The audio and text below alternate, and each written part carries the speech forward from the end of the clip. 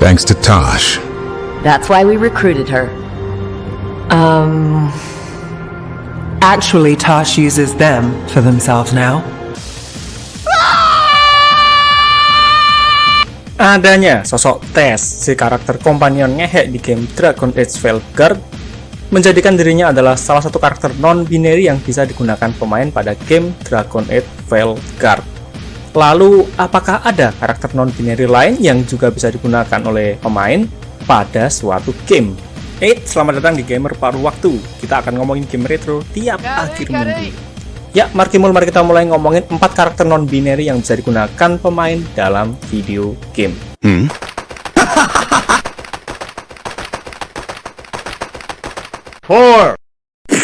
Pada game Final Fantasy IX yang dirilis untuk konsol PS1 pada tahun 2000, kita akan menjumpai sosok non-binary yang bisa kita gunakan dalam tim bernama Quina.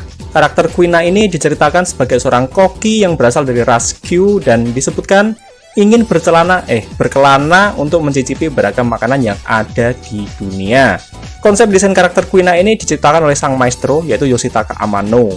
Dalam versi Jepangnya sendiri, Quina memiliki penyebutan pronoun aitsu, yang berarti tidak memiliki makna gender yang spesifik. Jadi bisa cewek, bisa juga cowok. Sedangkan untuk versi bahasa Inggrisnya menggunakan pronoun cowok ataupun cewek secara bergantian. Yap, pada masa itu belum ada istilah non-binary, adanya adalah istilah genderless atau tanpa gender. Go! 3. Masih dari game Jepang yang lain, yaitu Guilty Gear yang dirilis pada tahun 1998, terdapat karakter sub-boss pada Guilty Gear pertama, yaitu si Testament yang disebut tidak memiliki gender. Testament sendiri muncul pada Guilty Gear yang pertama, kemudian X, Double X, dan juga Strife. Diceritakan, si Testament ini awalnya adalah seorang manusia biasa yang nantinya akan berubah menjadi Gear. Pada kemunculan pertamanya, Testament bukanlah playable karakter di versi arcade-nya, tapi pada versi Guilty Gear di PS1, kemudian X, Double X, dan Strife, dia menjadi playable karakter yang bisa kita mainkan. Desain karakter Testament ini dibuat oleh Daisuke Ishiwatari, seorang game developer multi-talenta yang mendesain karakter Guilty Gear, sekaligus menjadi komposer, voice actor, dan juga sutradara. Multi-talenta. 2. Karakter yang ini pertama kali muncul pada game Tekken 6 yang dirilis pada tahun 2007. Leo menggunakan aliran bela diri Bajiguan, sama seperti yang digunakan oleh Akira Yuki pada game Virtua Fighter, kemudian Kenji Goh dari komik Kenji, dan Kokoro dari game Dead or Alive. Karakter Leo diciptakan oleh Kazuhiro Harada, sang dengkot Tekken. Leo diceritakan sebagai remaja asal Jepang yang tidak memiliki gender. Desain karakter Leo sendiri disebutkan dibuat untuk berusaha menarik pemain cowok ataupun cewek. Bahkan salah satu cewek kenalan saya menyebut karakter Leo ini sosoknya imut banget.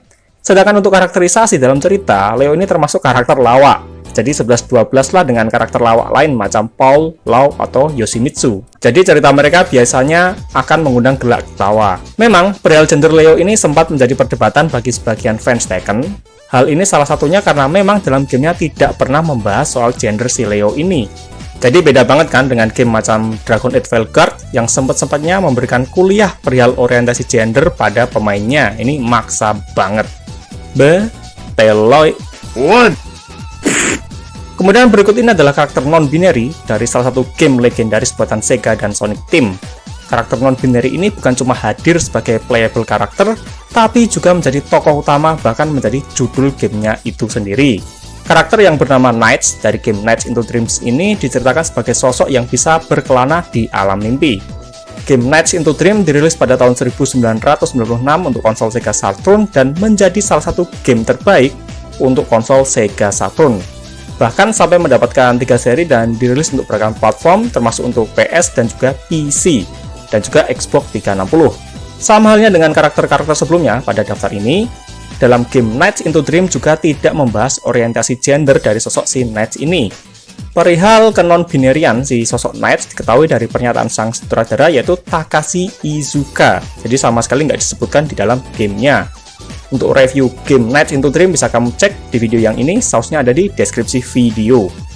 Ya, itulah 4 karakter game non-binary yang bisa kita mainkan dalam video game.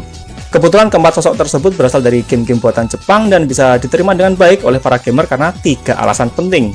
Yang pertama adalah karena kualitas gamenya secara keseluruhan memang bagus dan fun untuk dimainkan. Sedangkan yang kedua, desain karakternya menarik, nggak kayak desain karakter non-binary pada game-game buatan barat seperti pada Concord ataupun Dragon Age Veilguard yang tampak gila nih. Sedangkan yang ketiga, karena pada in-game-nya itu tidak membahas soal orientasi gender karakter-karakter tersebut. Kita taunya mereka itu non-binary cuma dari biodata ataupun pernyataan dari tim developernya. So, jika kamu punya pendapat berbeda, silahkan tulis di komentar dan kita diskusi di sana.